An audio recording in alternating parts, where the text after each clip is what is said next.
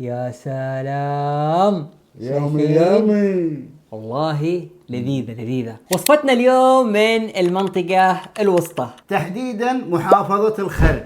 وش تتوقعون الوصفة؟ وصفة أبو الطين من الوصفات اللذيذة. وضيف حلقتنا اليوم الممثل راشد العنبر. طحين، حليب بودر، بيكنج باودر، ملح، كركم، بيضة، زيت زيتون، وآخر شيء الموية.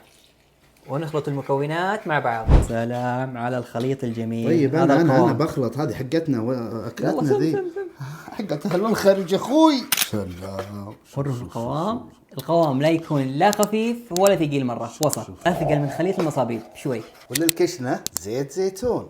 وبصل مفروم، وأهم شيء البصل البلدي. وطبعا ما نستغني عن الفلفل. ومعجون الطماط. ملح وكمون وكركم. ونحمسهم.